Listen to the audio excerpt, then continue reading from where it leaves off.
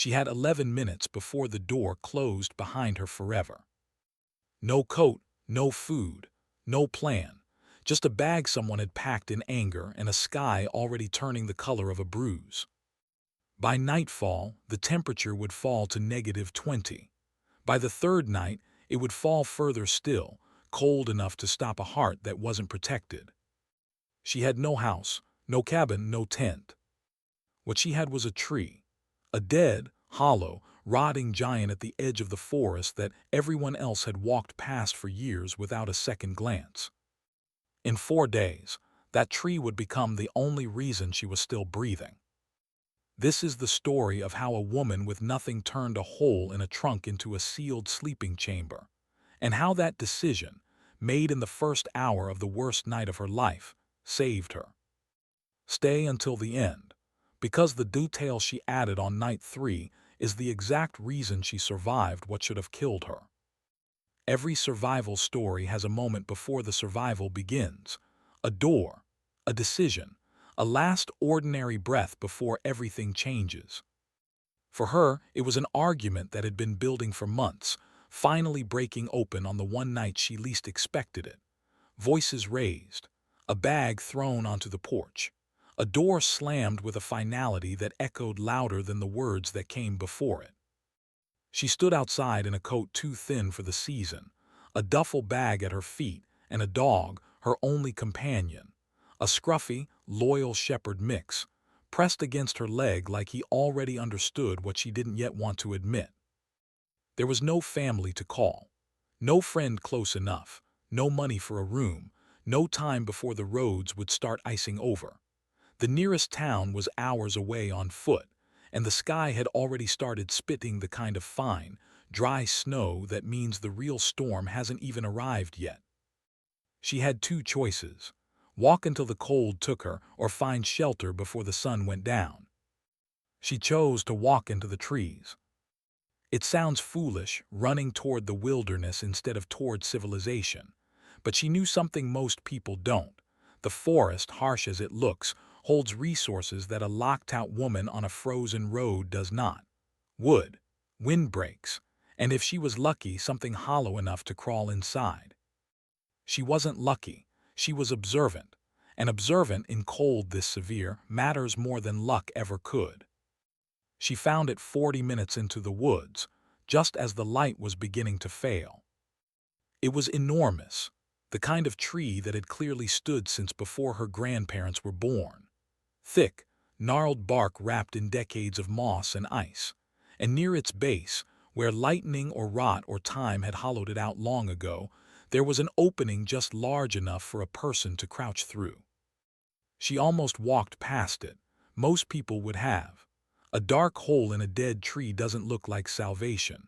It looks like a place animals sleep, or worse, a place something else already claims as home. But she stopped. She knelt. She reached out a bare hand and pressed it against the opening, feeling for airflow, for dryness, for any sign of what waited inside.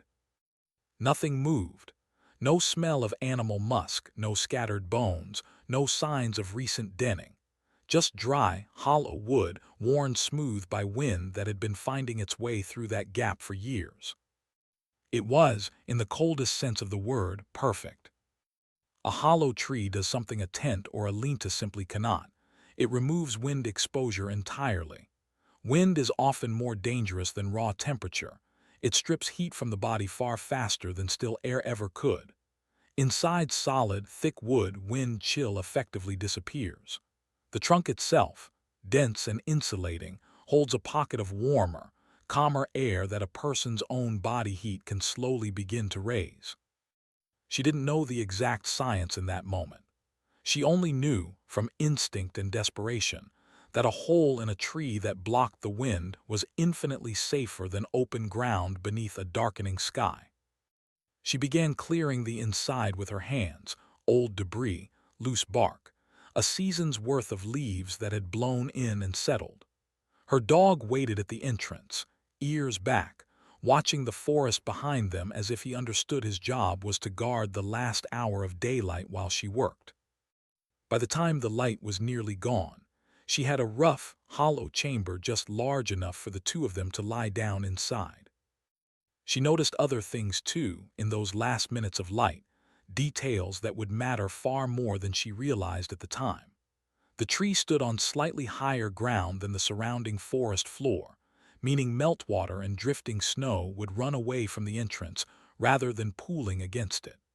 Thick evergreen cover on the north and west sides broke the worst of the prevailing wind before it ever reached the trunk. And the opening itself faced roughly southeast, angled just enough to catch the weak winter sun in the morning hours, when warmth mattered most. None of this was accident on the tree's part, of course.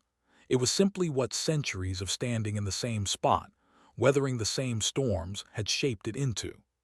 She had, without fully realizing it, stumbled onto a natural shelter with nearly every advantage a person could hope to find in the wild. She only had to recognize it, and then earn it. But a hollow tree alone would not be enough. An open mouth in the bark meant heat escaping as fast as her body could produce it. She needed a seal. She needed a door. This is the moment the entire story turns on, the decision that separates a person who survives the wilderness from a person who merely enters it.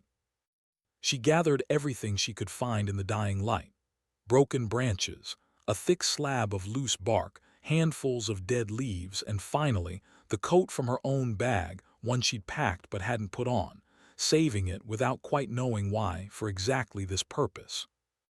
She wedged the branches into a rough frame across the opening, then packed the gaps with leaves and moss torn from the north side of the tree, where the cold had kept it thick and dry.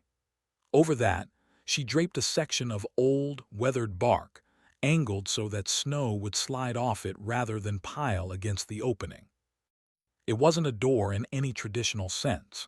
It was a seal, a barrier dense enough to trap warmth, loose enough at one corner to allow a thread of air to pass through, because she knew, instinctively, that a fully sealed space with two breathing bodies inside needed at least a whisper of ventilation.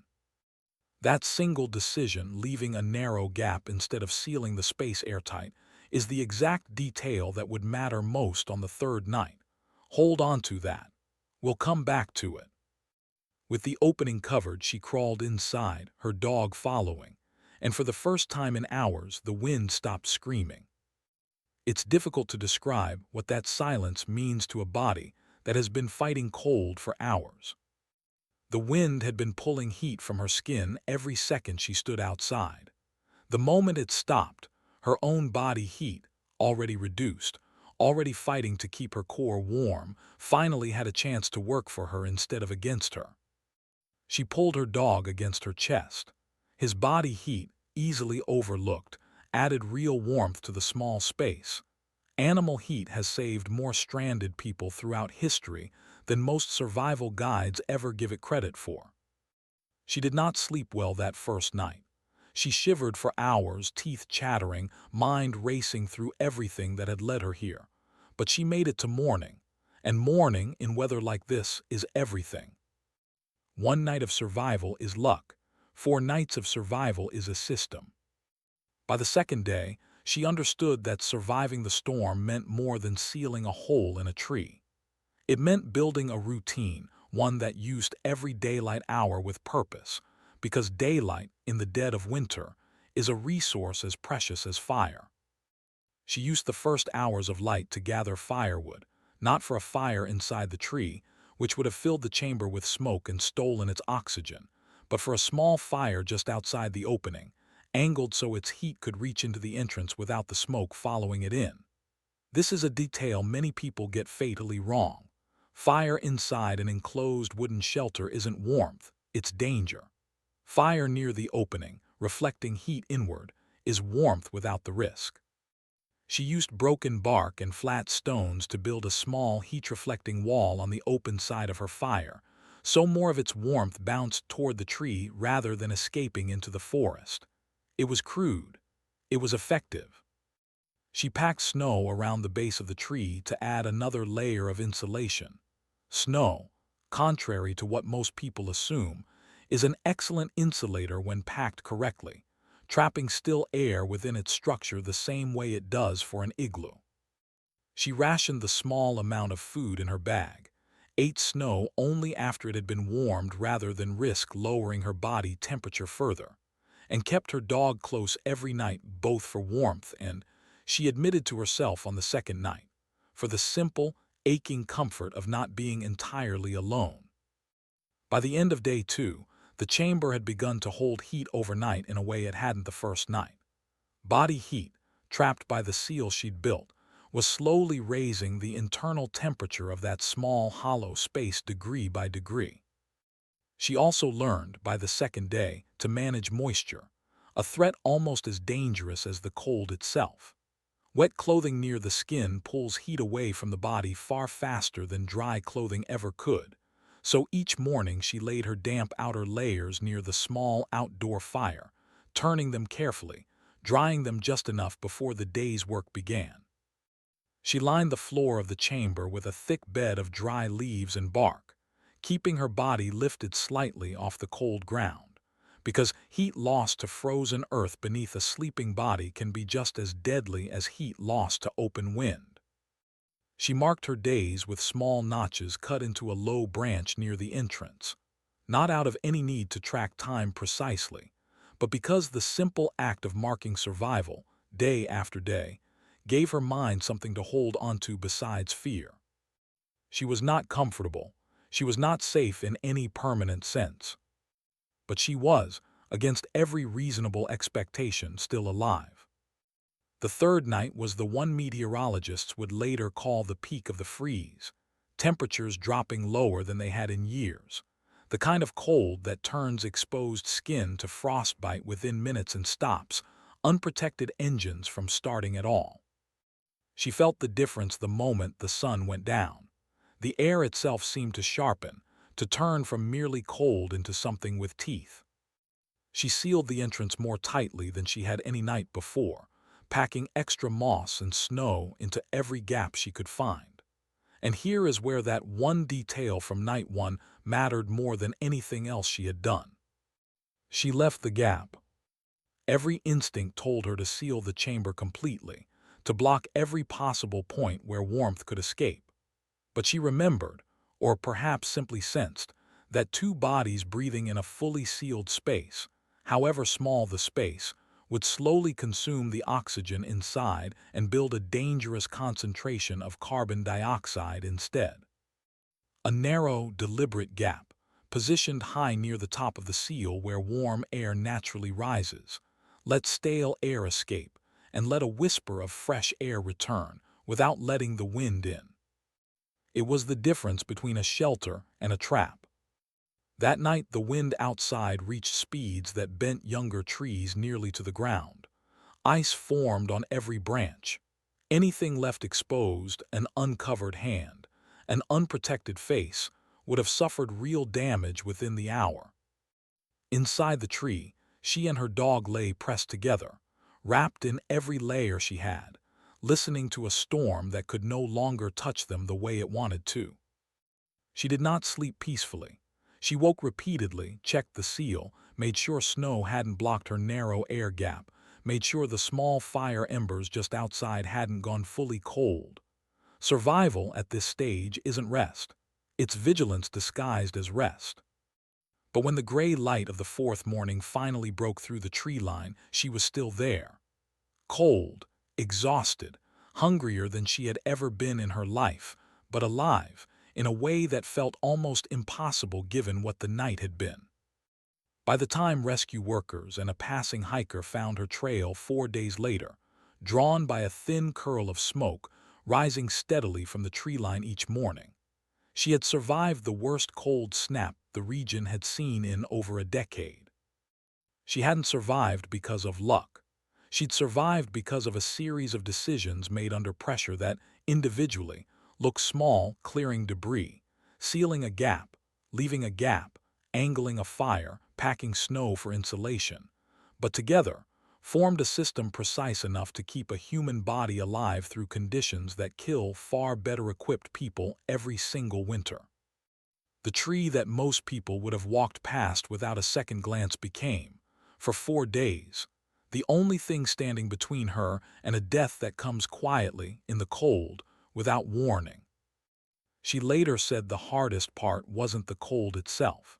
It was the discipline of continuing to make good decisions even after exhaustion made every part of her want to stop trying. That, in the end, is the real lesson of this story. Shelter isn't just about finding cover. It's about the discipline to seal it properly, ventilate it correctly, and maintain it night after night, even when every instinct says to simply give up and sleep through the danger. There's a reason survival instructors teach the rule of 3. 3 minutes without air, 3 hours without shelter in extreme cold, 3 days without water, 3 weeks without food. Notice where shelter sits on that list. Not water, not food. Shelter in weather like this comes second only to breathing itself. She never studied that rule in a classroom. She lived it, hour by hour, inside a tree trunk most people would never have looked at twice. What's easy to miss, watching this story from the comfort of a heated room, is how many small, correct decisions had to line up in a row for her to still be here.